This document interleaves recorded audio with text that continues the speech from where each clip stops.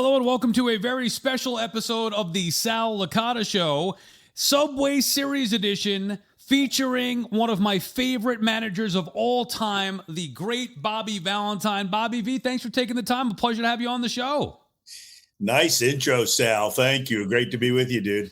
I didn't even realize this. I wanted to book you to talk about Subway Series memories because for me, in my mind, I was in the trenches with you. My peak fandom was 96, 97, 98. Now, all those years that you were there, first year ever, we're coming up on 30 years of the Subway Series. But before we get into that, 2 weeks out, you're going to be inducted in the Mets Hall of Fame. Are you ready?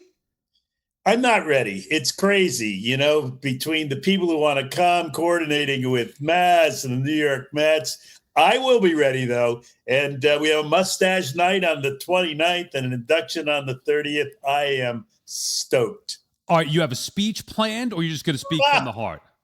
I've never written a speech in my life, and I've probably done 2,000 of them. So I'm going to feel the room. The room will be really big there at Citi Field. And I think they give me 90 seconds. So I think I'll get it done. You get a little more than that, but that's why I love you. No speech. You just go out there you might forget to thank somebody along the way, but it doesn't matter. I'm looking forward to the entertainment. That'll be May 30th out at Citi Field. All right. Almost 30 years. Can you believe that? Since the first installment of the Subway Series, 1997, Dave Malicki in that first game. When you think back, Mets, Yankees, Subway Series, what's your most memorable moment? Wow. 30 years. That's a long time, Bobby. Yeah. Sal, there's so much to think that there was a moment. In my mind, there's not a moment. There's a big photo, that photo of, as you say, all of a sudden, the Mets are actually playing the Yankees in a real game that counts. It's not the Mayor's Trophy game, right? The fandom was amazing, and you guys and talk radio was coming into its own, and we luckily got to play the Yankees 6 games, right, when they were building that dynasty in 97 after winning in 96, and we're trying to come into our own as a team and be reputable in our own city that we play. We had to face them 6 times. It was agony, but it was also really special. I always thought you handled it very well, though, because you're right. The Yankees were an established dynasty, obviously. Well, they won the World Series in 96. So then the following year was the first installment of the Subway Series, the 3 games in Yankee Stadium. Malicki, complete game shutout, gives me goosebumps, tremendous. But you lost the series. 98, Mel Rojas, back at Chase Stadium, lost the series. But your ascension as a club kind of mirrored the Subway Series a little bit, culminating in the World Series. Remember 1999, Bobby, was the first time Matt Franco, that game, first time you took 2 out of 3 from the Yankees. Do you remember the feeling, what it felt like to go head-to-head with the dynasty Yankees and finally beat them in a series, even if it was the regular season? It was exhausting. I remember how it was. I remember Joe Torre in 99 saying, hey, it's getting to be too much. In 97, Sal, it was so crazy. We couldn't even dress at Yankee Stadium. So we had a dress at Shea Stadium, as I remember, or maybe that was for the split doubleheader. I don't know, but I remember having a motorcade, and we're in uniform in the bus, and all the traffic is stopped on the Major Deacon and going over the bridge. It was during rush hour. It was ridiculously exhausting because it was so, the moment was happening and we were part of it, and everyone was involved. Everyone in the city, everyone, I think, in the country was really looking at what's happening in New York. The Mets and the Yankees are playing it. I don't know what words to describe it. One of the things that I always hated from a fan's perspective was that in 2000, seeing the climb, you guys were building things when you took over. You trade for Piazza, good run in 1999, really fun postseason run. As a matter of fact, I love that 99 team more than I did the 2000 team. But then finally getting over the hump to the World Series in 2000. and the freaking Yankees are there. So now not only the pressure of the Subway Series, now it's in the World Series. And I felt like it robbed your Mets and me being a fan of those Mets from having the spotlight for getting to the World Series. It wasn't about that. It was about the Subway Series. You feel that as well? Yeah, we went from it's our day to three-peat, right? That the Yankees are there, and are they going to be able to do it again or whatever they were doing? Yeah, I think it robbed us, but again, we got to share a major spotlight and to share it with the Yankees and to bring that dream of so many Met fans. I don't know that the Yankees fans ever dreamt about a World Series between the Mets and the Yankees, but I know that Met fans dreamed it, and it came true, and it became a little bit of a nightmare, but it was still a spectacular event. Yeah, Subway Series. It would have been nice if it was for the first time in a long time that it was a Subway Series, but it was kind of blended with the interleague Subway Series, wasn't it? For me, game one, you guys easily could have won that game. Obviously, the Todd Zeal ball off the wall, freaking Timo Perez. Did you ever get on Timo for that? We all know what happened. As the manager of that club, is that a spot where I know he was a young kid thrown into the action and he did some good things for you, without Derek Bell there, but how'd you handle Timo with the mishap there on the base paths in World Series game one, for goodness sake? I haven't forgiven him. How'd you handle that as a manager? Well, if it was something that was totally unique to Timo, that, he thought it was over and he kind of started the celebration. Todd thought it was over. He was celebrating going around first. Cookie Rojas at third base coach kind of dropped his head for a second. David Justice kind of stopped playing for a second. Derek Jeter was late getting to the line to make a great throw to home. So, in that moment, everyone thought that it was a home run. So to blame Timo, who really got us there with his series against St. Louis and was starting against Pettit, a left-hander, and was on base. Huh? How about all that stuff? I did not get on Timo other than say, next time, go until you know.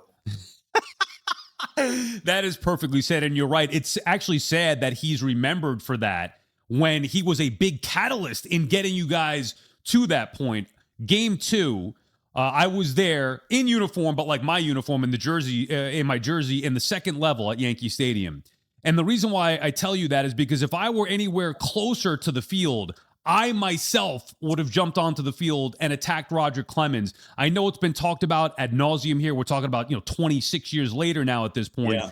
But it's still, and I've talked to Piazza about this. I don't understand how nobody went out there from your club to fight. Was that the right thing? Not looking to hurt anybody, but stick up for their superstar in this particular case. What was your thought process when that whole thing unfolded with Clemens throwing the bat at Piazza? I think everyone was in shock. What's going on? It wasn't as though, he threw and hit Mike as he did during the regular season. It wasn't as though they were yelling at each other. All of a sudden, this bat is broken, which was, what we were protecting against. Mike was always protecting against, not to have Rodger get inside on him, because that was the only chance that Rodger had of getting him out. Mike owned him, and he got inside. The bat was broken. I was watching the ball, hoping it would go foul so he could stay at the plate. And next thing I know is this bat goes tumbling over towards the TV booth or wherever it wound up. So I didn't think it was a time to fight. It was a time to maybe throw him out of the game, because it seemed like he was in another planet. He wasn't he wasn't of this world at the time, Rodger Clemens. It looked like his eyes were bigger than they should have been. His sweat was more than it should have been in the first inning. And it was a real weird situation. Yeah, you guys came back late in that game. Jay Payton with a big 3-run homer off of Rivera. Piazza hit a 2-run homer off of Nelson, but ultimately fell short. And then we know how that ended in Game 5 at Shea Stadium with Al Leiter battling. You guys gave it everything you got. That's one thing that I love about you, Bobby. You were one of the rare managers. Now it's a totally different game. We know that with the data and the analytics and these data applicators. you always maximize the talent that you were given. Look at the Yankees roster in 2000 compared to what you had with the Mets. I'm not trying to disparage those guys, but it's a different world. How were you able to maximize what you had to work with whatever talent you were given when you were with the Mets? Well, I think it was a lot contributed to data. I was using it then. You mentioned Mel Rojas. The reason I got killed for allowing Mel Rojas to pitch to Paul O'Neill is because he had a reverse split. He had that split finger fastball, and he was better against left-handers than he was against right-handers. But at the time, no one understood what the heck I was doing. Mel was right-handed, Paul was left-handed. What the heck are we doing here? So I think maximizing the talent, as you said, had a lot to do with the matchups that I tried. I probably got criticized the most during my career for using multiple lineups. Why don't they just have one lineup? I used multiple lineups because the data was telling me that it was better to platoon some guys and even not platoon some guys. I moved the guys around in a lineup. And some of the data I got wasn't just the numbers, Sal, as you remember. It was also the data from the training room, the data from the coaches, the data from my eyes, what I was seeing in previous games, and how I got to know the players. So, maximizing the talent. They had multiple Hall of Famers, didn't they? And we had one Hall of Famer and a whole bunch of guys. Johnny, who should be in the Hall of Fame, and Al, who played like a Hall of Famer, and Fonzie, who played like a Hall of Famer. All that is what it is. But yeah, it was hard to match up with them. It was hard to match up with the Braves, and that was our life during those 90s. As you remember, we played a great percentage of our schedule against the Braves and the Yankees, who were arguably the two best teams of the century. Yeah, those Braves and John Rocker come to mind. Man, that 99 postseason series, you guys fought, gave it everything you had, battling all the way back. One of my favorite moments of that whole time, and I know Piazza hit the big home run after the game back in 9/11, but that home run, he got taken out at home by Brian Jordan on a slide when Jordan was coming in. Piazza got taken out and looked pissed off. He comes back up his next at bat against Smoltz, right center field, big home run. You guys tie that game, and then Kenny Rogers. Was that one of the games that hurt the most, that game 6? Because I feel like you coming back with the Robin Ventura Grand Slam single, all that stuff. You're coming back in that game 6 against Atlanta. In Atlanta, you guys had the momentum going there, potentially what could have been in that 1999 NLCS. Yeah, we were down in that game. I forget how many early in the game, which was going to put us away. And the way we came back was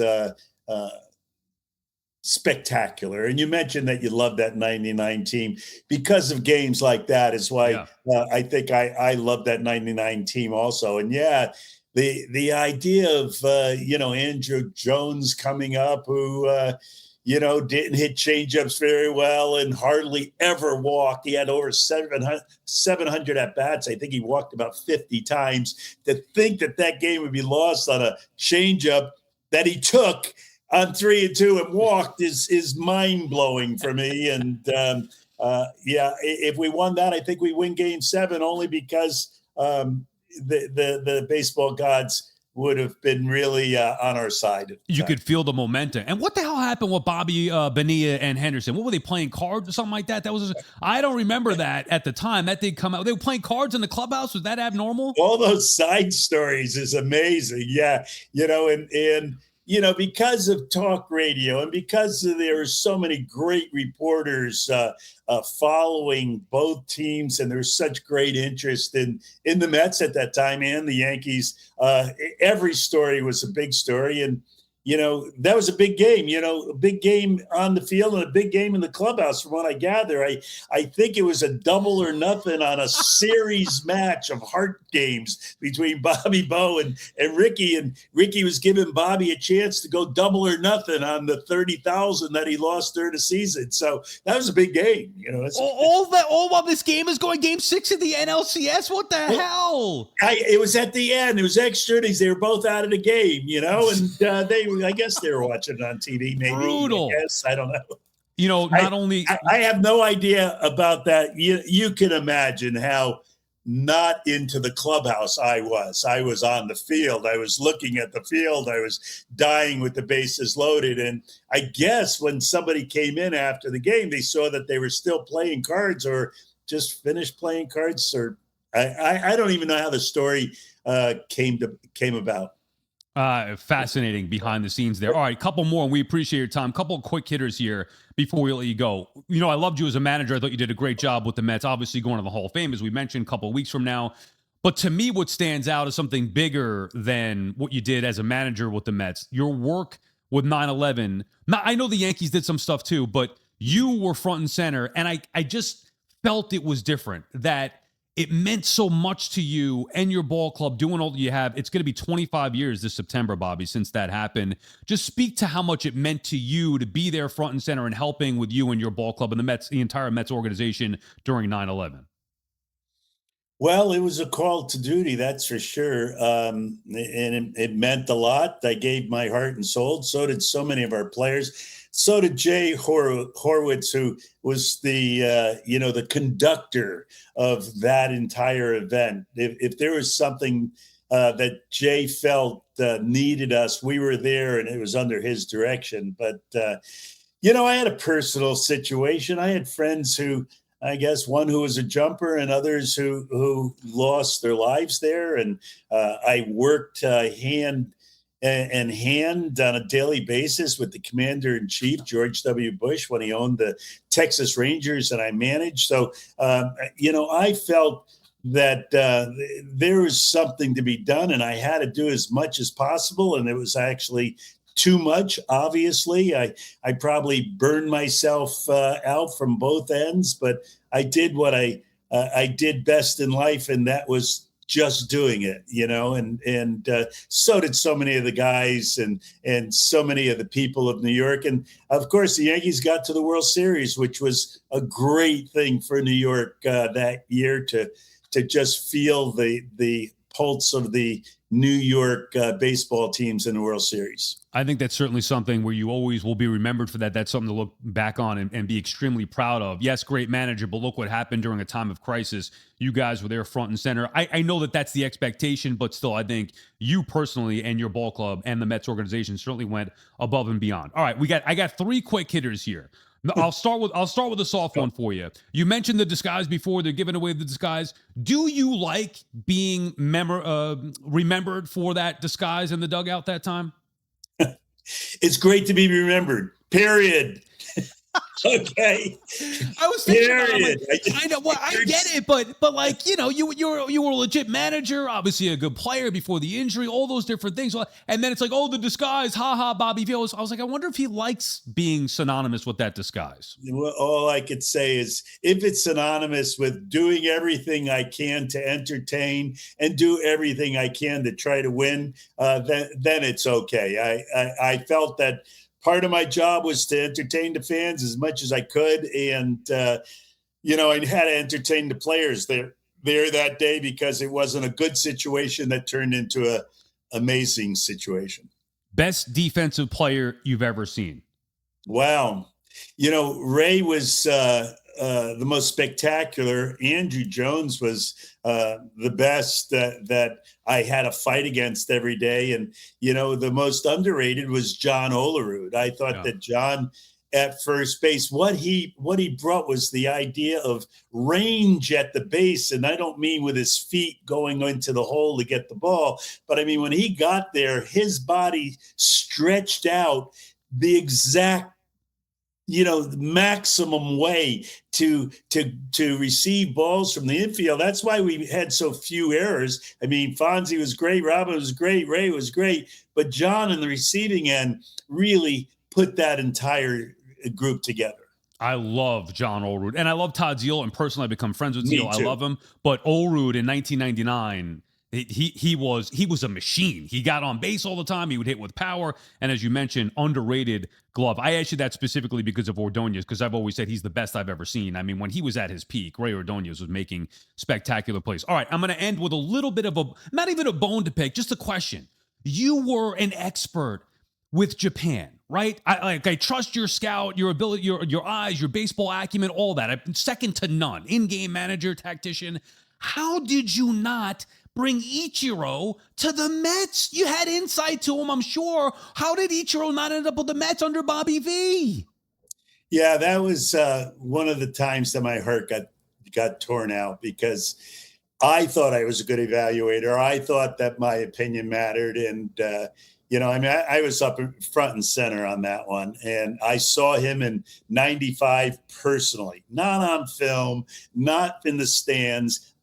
I managed in the same division that he managed in, and I was preaching the gospel. I said, he'll get a hit. He'll be the fastest guy in the game. The only thing I ever missed in my evaluation of Ichiro was that I said he would lead the league in triples every year. He didn't do that, even playing in Seattle. But, I just got outvoted on that one, and it was regretful. I kind of carried that I carried that hurt with me for quite a while because I knew that he was who he is and what he became, and my voice wasn't heard. Oh, I didn't know that. So you did want him. That makes sense now to me. But you did want Ichiro? I screamed and yelled. Absolutely. And who said I finally got a comment from someone that said, "We don't need someone who hits singles in our outfield." And I said, what if he hits 200 of them? And they thought I was kidding. Bobby, I bring this up because I was like, Bobby, I should have known about Ichiro, but kind of in jest, I didn't know that it was legit that you really did want him and push for him, and you were denied? I mean, at that time, the manager I would think had more power in the organization than the general manager. Was this Phillips or was this ownership? Well, when you say at that time, remember, things were changing at that time. 96, maybe the manager was still in the driver's seat, but then things started evolving by the end of the 1990s, and that there was that situation. Like maybe the manager shouldn't have the authority, and maybe he shouldn't be making a call. And I don't know. I remember when we put our bid in, it was a silent bid. You had a closed bidding. You put the bid in an envelope, send it to the commissioner's office. And I said, let's just outbid them and see if we can negotiate the contract less. And the crazy thing also, and it should be noted that Ichiro is being represented by my agent, Tony Attanasio, who was not on best terms with the organization because of my contract during those years. As you might remember, win and we'll give you another contract. But if you don't win, you're gone. You remember all that routine. Yeah.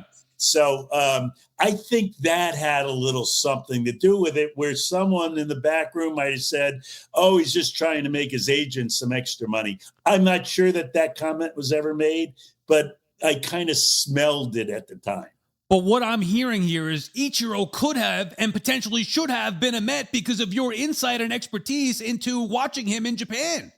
I think at the end of the day, if Ichiro sat down and reflected on that time and talking with Tony Attanasio and being a free agent, I think he would say, oh, I thought I was going to be a New York Met. Oh, man. I know it's 20 years ago, but that's devastating. The guy's one of the great players ever. I'm just thinking from afar, like, man, we could have used Bobby's expertise here. It should have been an advantage. What the hell happened? How'd they miss that? But it wasn't on you. That's on others. That either way, it's depressing, Bobby, to think we could have been watching Ichiro all those years do what he did. I guess it's on me because I didn't scream and yell enough. I thought I was screaming and yelling enough, though. I really did. I got outflanked. And then you were only there with the Mets one more year after that. This was 2001. And then I want to just say this: I was a vocal and major proponent also for A-Rod And I thought during that sweepstakes that was the play that we had to make, that we should make. And all of a sudden, the PR group, and not Jay Horowitz, but someone came up with the idea that, you remember 24+1. Yeah. That he wanted something special. You know what he wanted special? He wanted a place where maybe he could meet with family and friends and even people he was negotiating commercials with that didn't have the rats that were out in the concourse area. Remember people used to have to wait outside of our clubhouse in that tunnel area, and his agent, and he said, can I have a place of peace and tranquility that kind of looked nice? So I thought we were going to dress up the Jet locker room, and that Jet locker room would now be a place where family could meet, or, you had a business meeting, and it was going to be perfect for what A-Rod was demanding. But instead, that demand became the reason for us not to get him. And that one bugged me also. And he wanted to be a Met, to your point. He wanted to be he grew up a Met fan. Well, A-Rod. And instead we end up with Benny Agbayani. And I like those guys. But, I mean, come on, A-Rod, Ichiro. Think of the star power the Mets could have had. Your Mets in the early 2000s.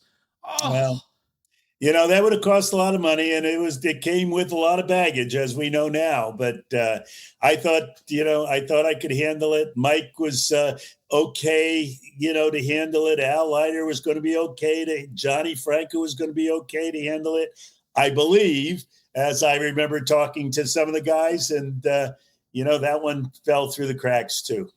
Bobby, you're the man. I could talk to you for hours. I appreciate the half hour here. Best of luck in a couple of weeks. I'll be watching the speech. I know you're going to nail it. You're the man. We appreciate it. We'll talk to you soon. Thanks, Al. Number 12, Dusty Baker came out with a new book. It's a great one, Crossroads. You read it? Now, you were in the minors with Dusty Baker? Where were you? Dusty's the Dodgers? A very good friend. We broke in '69 together, on different teams, and we've been friends since, and still friends today. Does he still want to manage? There were some reports out there that he has a burning desire to keep going, and he's alive and well. So who knows what he wants to do?